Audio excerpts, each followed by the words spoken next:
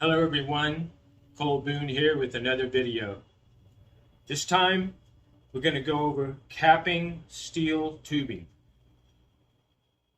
Many people cap their steel tubes to keep the critters out. It looks finished, and many times they use the easy way out. This would be a plastic plug and a cap. This part goes into the tube, you hammer it in. The only thing you see is this cap section. This is made out of plastic. It gives your project a more mass-produced, cheaper feel to it. There's a better way. That is capping it with steel, welding and grinding so that it makes the tube end look like it's solid. So in this case, I have a 2x2 tube with a 2x2 cap that's 1/4 inch thick. And typically that's welded all the way around the edge, 4 times. 4 times on the flat, and then 4 times on the rounded corner. Then you come back and you grind it off, and then polish it, so that it looks like a finished piece of solid 2x2 stock. There is a better way. Capping a square tube is a misnomer in this case. We're going to put a plate inside the tube and weld it up. We're going to be able to do that with one setup, one weld position, and then we'll come back and we'll grind that and polish it while in the same setup position. So by plugging the tube instead of capping it, you're getting about 4 times the quality look in about 1/4 the actual fabrication time. I think all metal fabricators need to know this trick if they don't already. Very few do. I rarely see anyone plugging a tube. They almost always cap it on the outside and then they weld and grind it. So let's get started.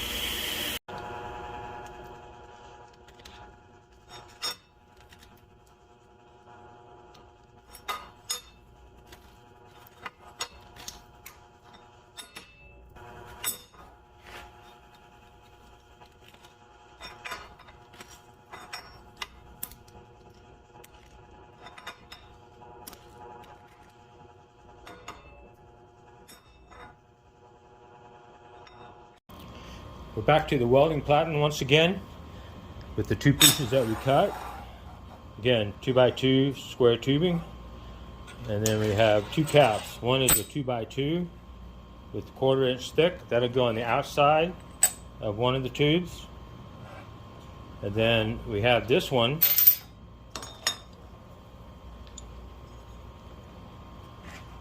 using a magnet. As you can see, this magnet has been used for this many times.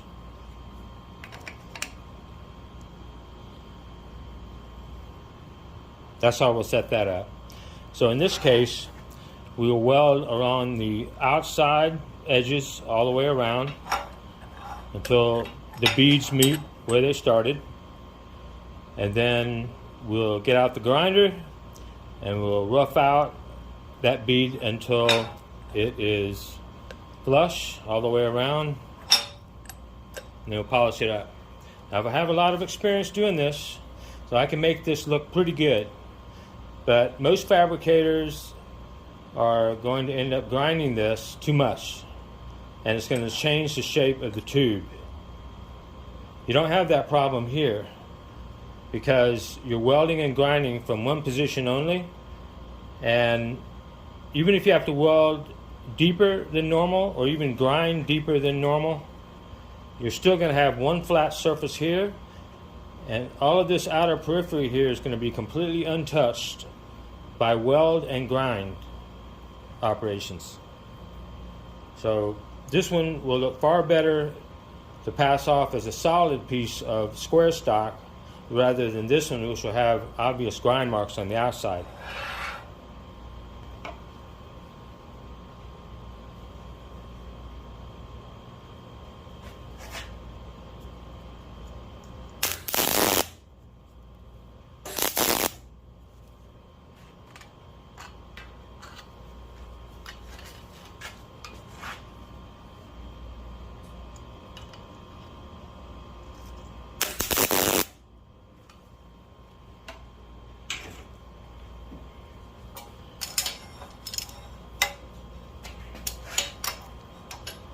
It's always best to keep these pieces clamped down instead of just laying on top of the platen. They tend to rock back and forth and arc randomly, creating divots and pits in your platen and in the workpiece. That just adds more time to having to set this thing up every side for welding and of course grinding. You have to do the same thing because you have to be able to hold it in place or to be moving everywhere. So weld it up.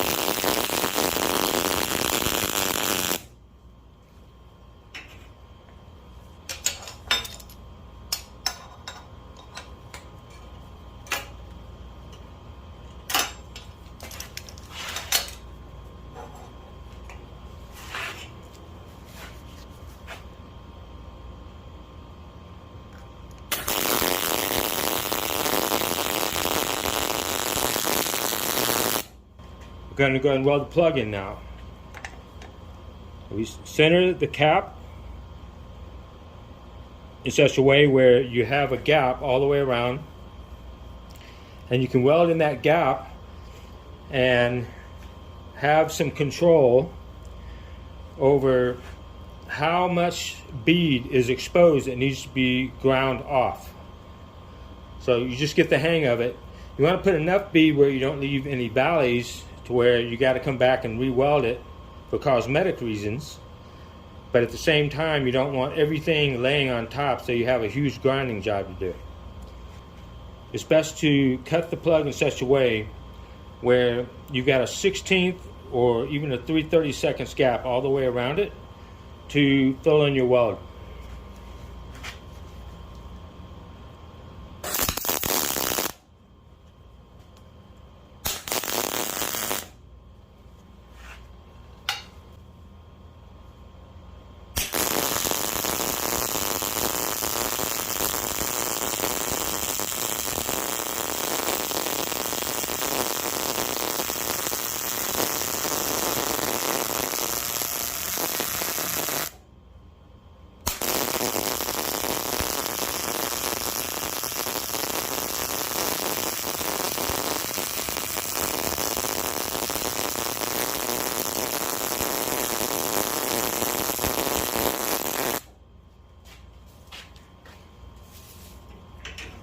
It's a lot quicker to knock out all 4 of those welds in one fell swoop rather than starting and stopping and having to clamp the other piece down.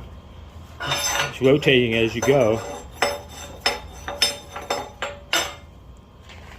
Now I'm going to go ahead and grind this and polish it.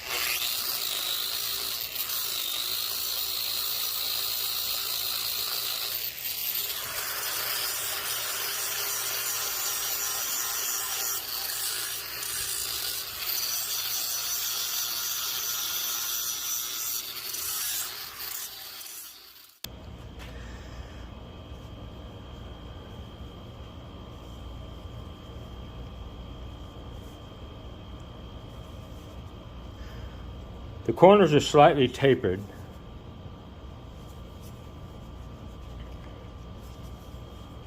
Most beginners, they look even worse than that.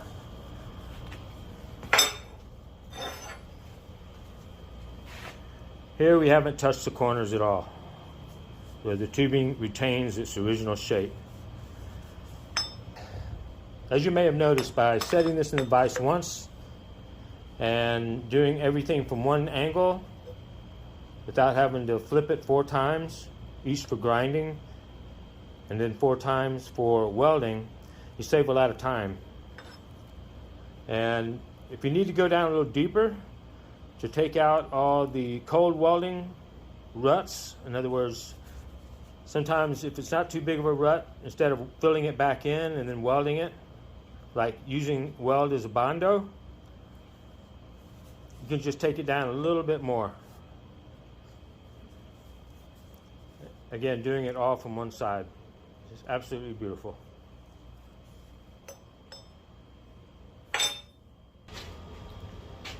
The end capping method requires much more advanced welding and grinding technique, usually for more experienced fabricators.